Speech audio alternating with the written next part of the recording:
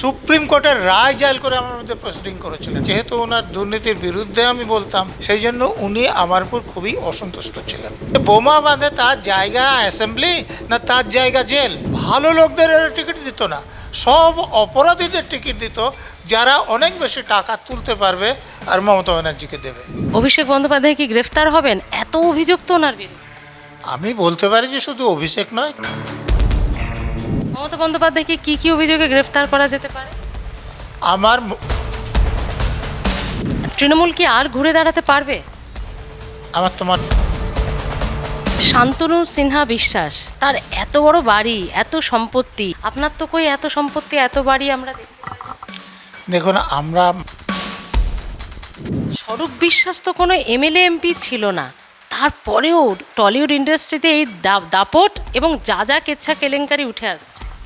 দেখুন, তিনি আপনার বিরুদ্ধে যে যে অন্যায়গুলো হয়েছে, তৃণমূলের এই হারের পর মনে হচ্ছে যে সব কিছুর ফয়সালা হলো।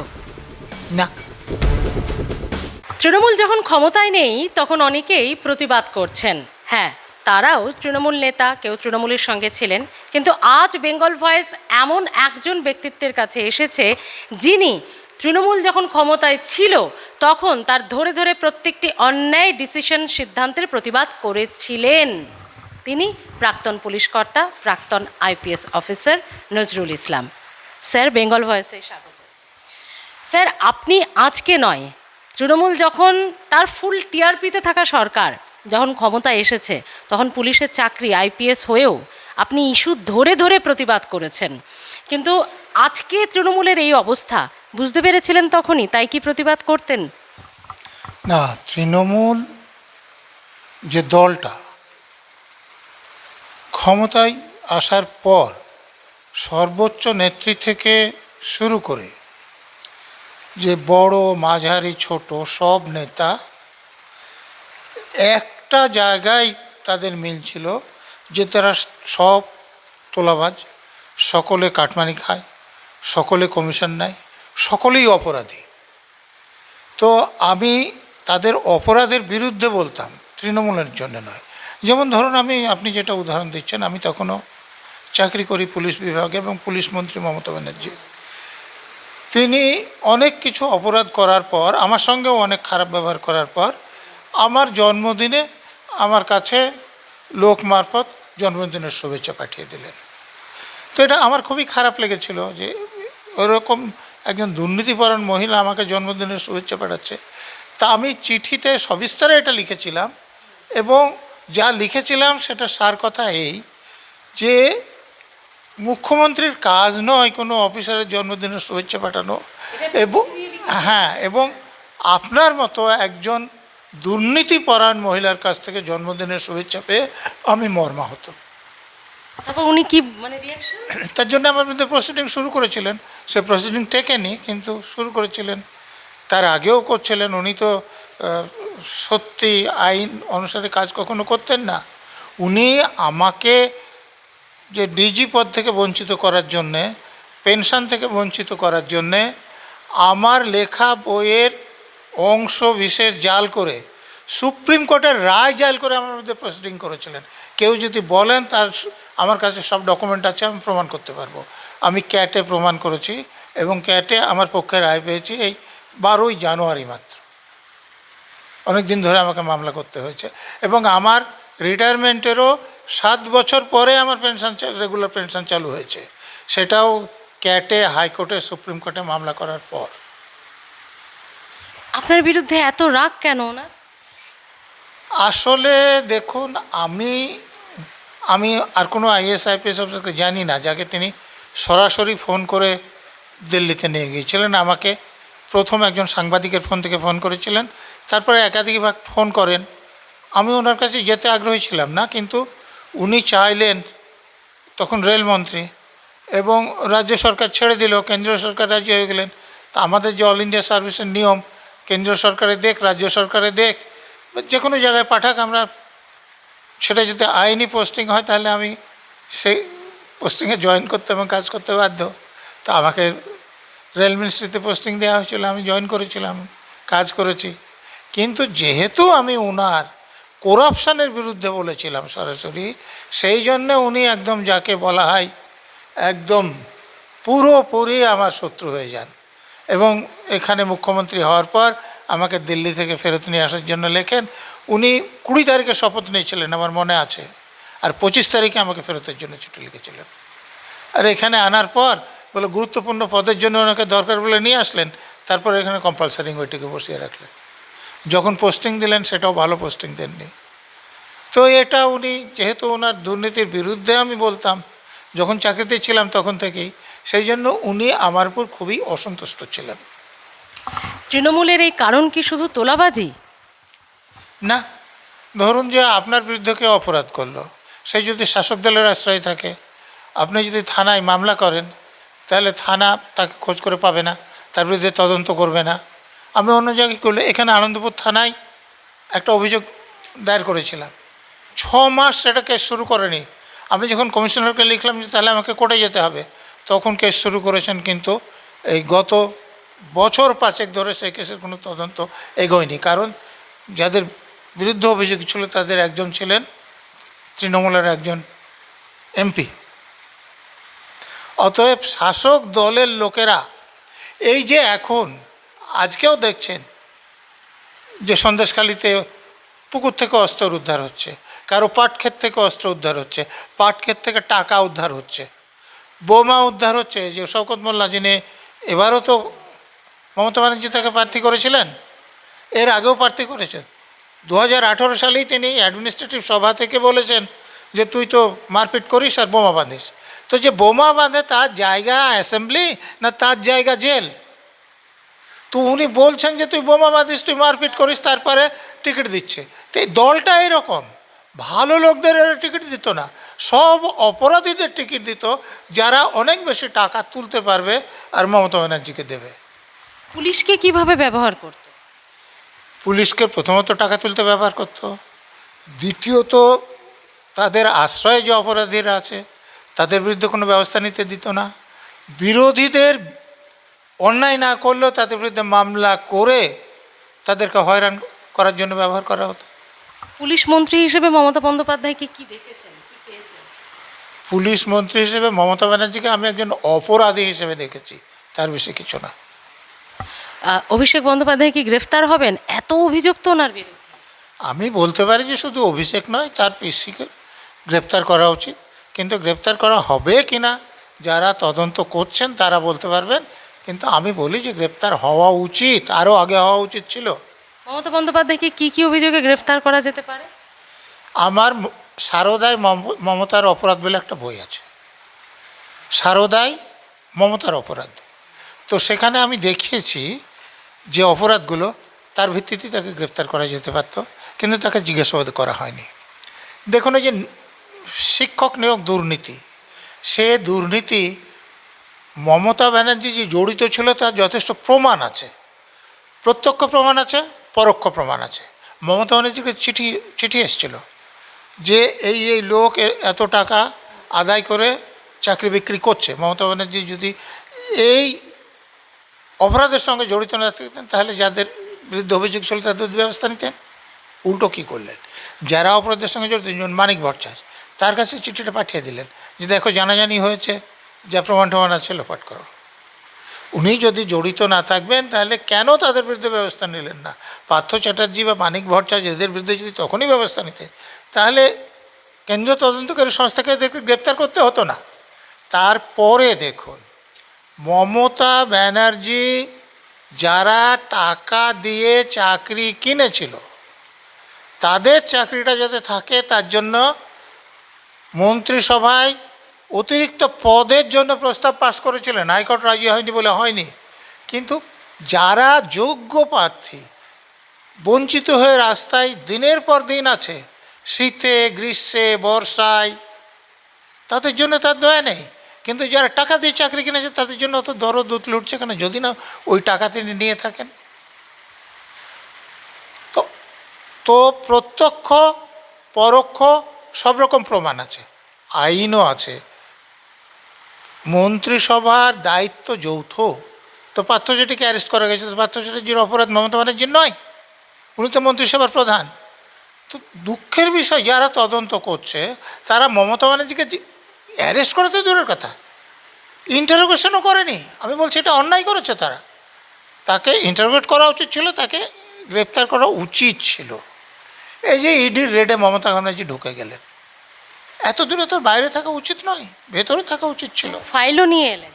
হ্যাঁ, সেখানে যেসব ধারা আছে, ডাকাতির ধারা আছে, প্রমাণ লোপাটের ধারা আছে। সেগুলো লাগু হলো না কেন?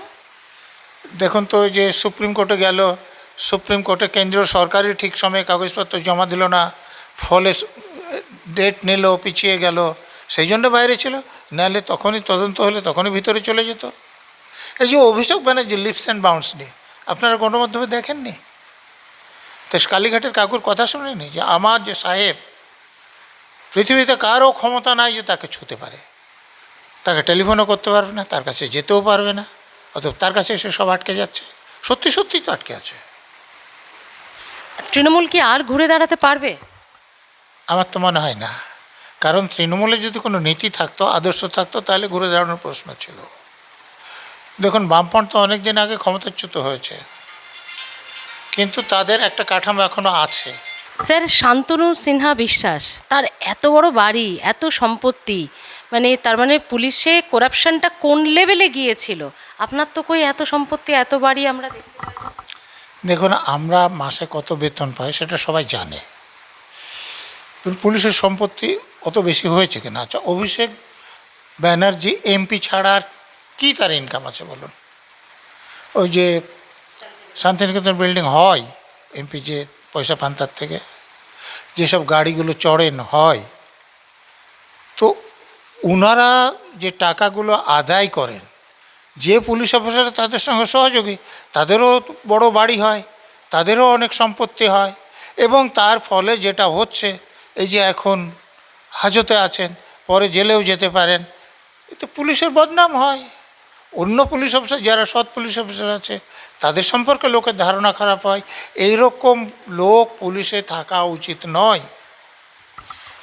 আপনি নিশ্চয়ই শুনেছেন বিধায়কদের মধ্যেও কিভাবে ভাগাভাগি হয়ে গেছে, ওই 58-60 একটা চলে গেছে। তো এইভাবে নতুন একটা তৃণমূল তৈরি হচ্ছে ঋতব্রত বন্দ্যোপাধ্যায়ের নেতৃত্বে, এই সন্দীপন সাহার নেতৃত্বে। এই তৃণমূল ভেঙে কি সত্যিই নতুন তৃণমূল একটা ভালো বিরোধী হতে পারবে? দেখুন, নতুন তৃণমূল তারা বলছে না, তারা বলছে আমরাই তৃণমূল। হ্যাঁ, তো সত্যিই যদি 80 জন এমএলএর 60 জন তাদের সঙ্গে থাকে, তাহলে বিধানসভা তো মিটে গেল, 2/3 হয়ে গেছে, আর তাদের এমএলএশিপও যাবে না। এরপরে লোকসভায় বোধহয় 28 বা এরকম আছে, তাহলে 3 নাম 27, তার মানে ওখানে 19 জন মতো এমপি লাগবে যদি এরকম করতে চাই। হ্যাঁ হ্যাঁ, তো তো সেটা যদি হয়ে যায়, এরপরে যদি তারা ইলেকশন কমিশনে যায় যে আমরা এই নামটা ব্যবহার করব, আমরা প্রতিষ্ঠা হবো, তাহলে তারাই অর্ডার পাবে। আপনি বলছেন শুধু বিধায়ক না, এবার কাকলি ঘোষ দস্তিদারের হাত ধরে সাংসদরাও সেই পথে যেতে পারে যদি যান, আমি বলছি যেতে পারে কি না আমি বলতে যাব না। যদি দেখা যায় যে 2/3 সাংসদও মমতা ব্যানার্জির হাতের বাইরে চলে যাচ্ছেন, অভিষেক ব্যানার্জির বাইরে চলে যাচ্ছেন, তো তাহলে এরা যদি একসঙ্গে ইলেকশন কমিশনকে বলে যে আমরাই হচ্ছে আসল তৃণমূল, তাহলে তো এরাই সিম্বলটা পাবে, নামটাও এরাই ব্যবহার করতে পারবে। তাহলে মমতা ব্যানার্জি বা অভিষেক ব্যানার্জিকে অন্য নাম বা অন্য সিম্বল ব্যবহার করতে হবে। স্বরূপ বিশ্বাস তো কোনো এমএলএ এমপি ছিল না, তারপরেও টলিউড ইন্ডাস্ট্রিতে এই দাপট এবং যা যা কেচ্ছা কেলেঙ্কারি উঠে আসছে। দেখুন, তিনি পার্টির নেতা ছিলেন, তাছাড়া ওনার সহোদর ভ্রাতা মন্ত্রী ছিলেন, এবং পার্টির নেতা হলে আপনারা তো সুরুচির সঙ্গে ক্লাবের ব্যাপার দেখেছেন। আচ্ছা, ক্লাবের মধ্যে বেড এবং যেসব ব্যবস্থা আছে সেগুলো কী জন্য দরকার হয়? সুরেন্দ্রনাথ কলেজে, ল কলেজের 4 তলায় এই অবস্থা। তো ল কলেজে সেখানেও এসি শোবার ঘর আছে, সেই রুমে আগ্নেয়াস্ত্র আছে, অন্য যে জামা কাপড় শাড়িতে এত আছে, কন্ডম আছে, অন্যত্র একটা পঞ্চায়েত অফিসেও এরকম দেখা গিয়েছে। তার মানে এরা মানে কতটা নিচে নামিয়েছিলেন মমতা ব্যানার্জি, একজন মহিলা নামের অযোগ্য, মানে কলেজের ইউনিয়নের যাদের ভাত দিয়েছেন, আর যে লোকটার কথা বলা হচ্ছে তাকে তো গভর্নমেন্ট নমিনেট করেছে, তো তারা অস্ত্র রাখছে, কন্ডম রাখছে কলেজের ইউনিয়ন রুমে। কসবা ল কলেজের কথা ধরুন, যাকে অ্যারেস্ট করা হয়েছিল রেপের জন্যে, তাকে নিয়োগ করেছিল কে? কলেজের ম্যানেজিং কমিটির যার চেয়ারম্যান একজন এমএলএ, তৃণমূলের এমএলএ।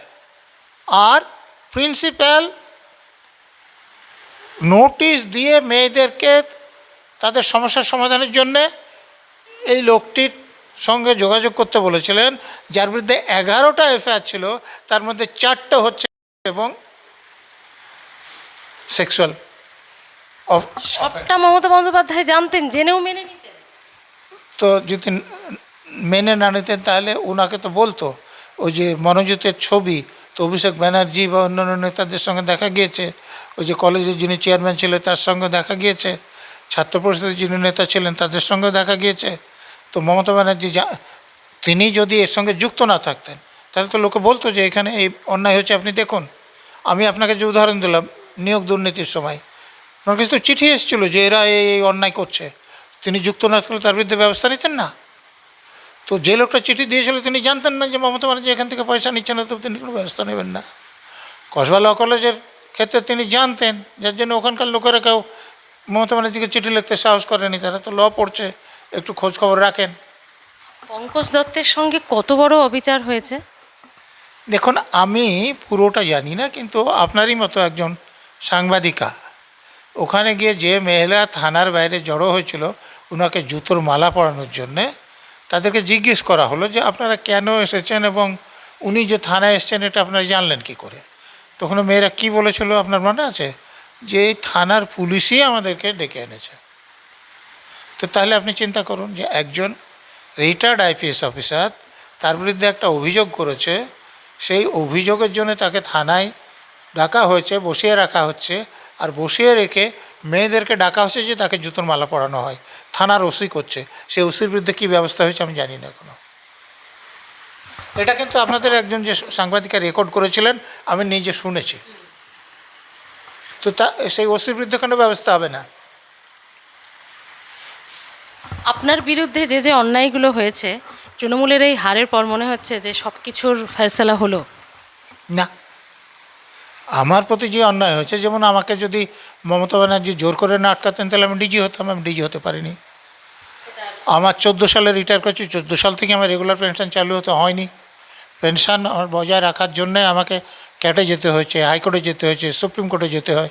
হাইকোর্টে সুপ্রিম কোর্টে ভালো উকিল দিতে গেলে যে পয়সা লাগে আমার ছিল না, ফলে আমাকে নিজে হাইকোর্টে সুপ্রিম কোর্টে আর্গুমেন্ট করতে হয়েছে আমার কেস।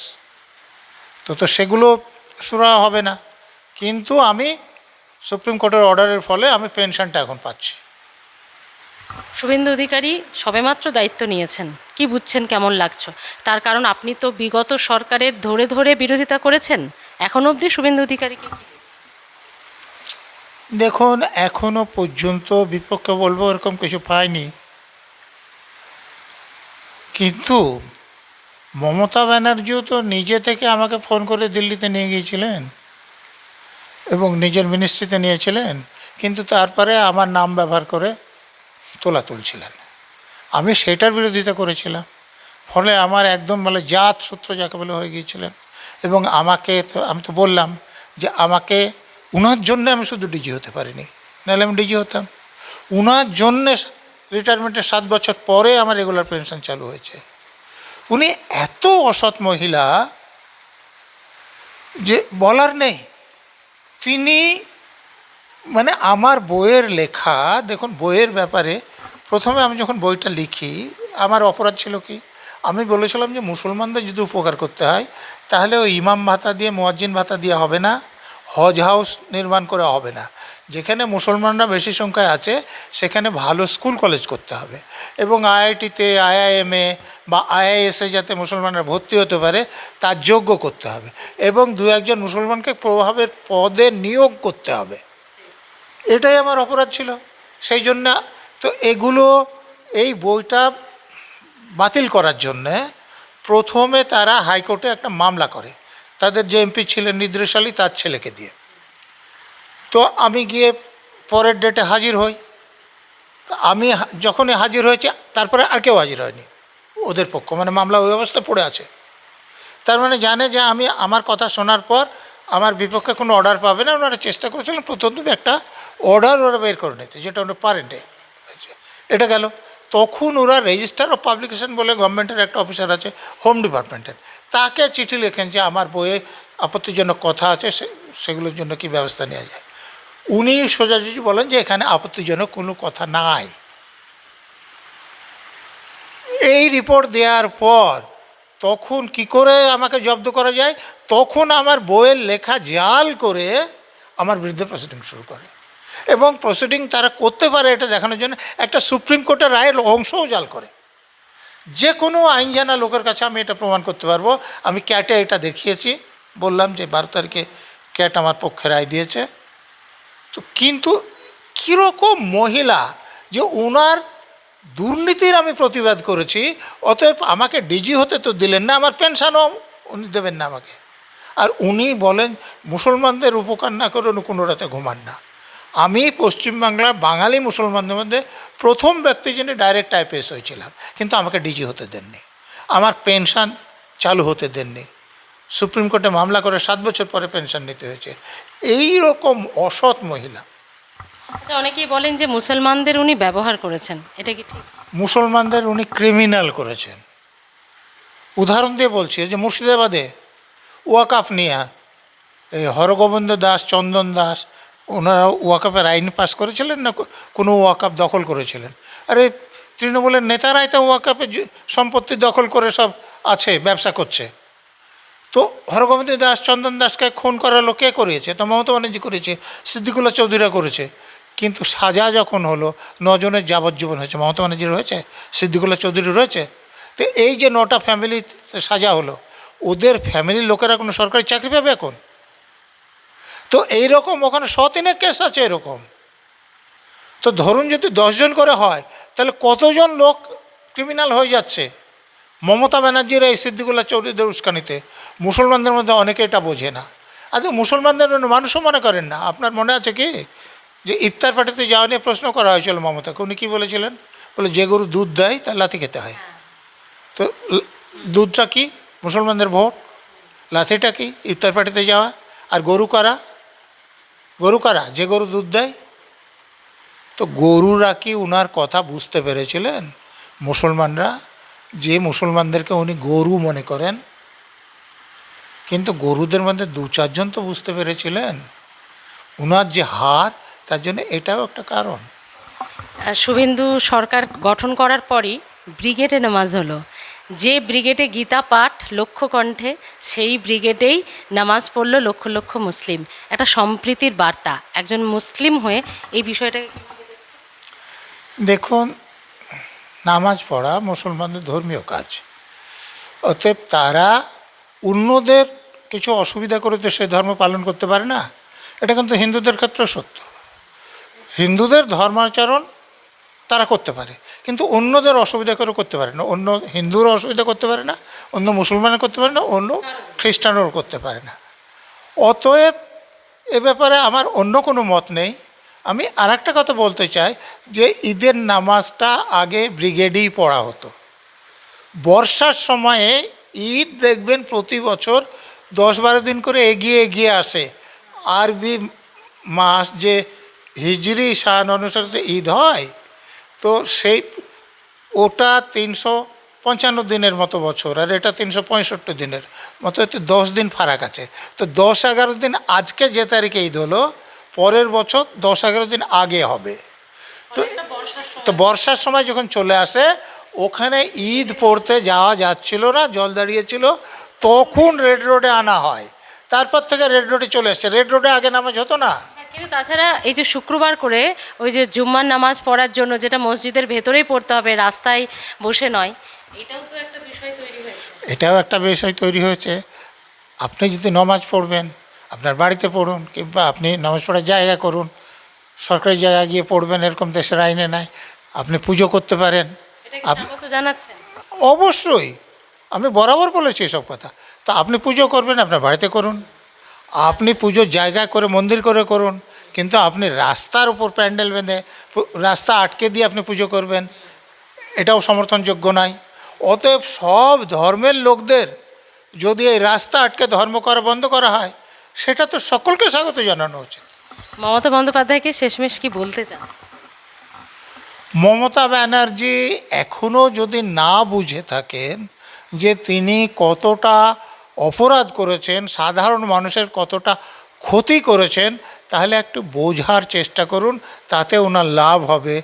উল্টো পাল্টা অন্য রাজনৈতিক দলের নেতাদের দোষ দিয়ে ওনার কোনো লাভ হবে না, লোক ওনাকে নিয়ে হাসাহাসি করবেন। থ্যাংক ইউ এতটা সময় দেওয়ার জন্য, কথা বলার জন্য। তার সঙ্গে তিনি তার ডেডিকেশনে একজন মধ্যবিত্ত পরিবারের মানুষ হয়ে, একজন চাষির ছেলে হয়ে এত দূর পৌঁছেছিলেন, কিন্তু বাকিটা আটকে দেওয়া হয়েছে। কে আটকেছেন, কেন আটকেছেন, কোন প্রতিহিংসা থেকে আটকেছেন, সেটা নজরুল স্যারের কথা থেকেই স্পষ্ট হলো। তাহলে আপনারা কিভাবে দেখছেন অবশ্যই কমেন্ট করে জানাতে ভুলবেন না। দেখতে থাকুন বেঙ্গল ভয়েস।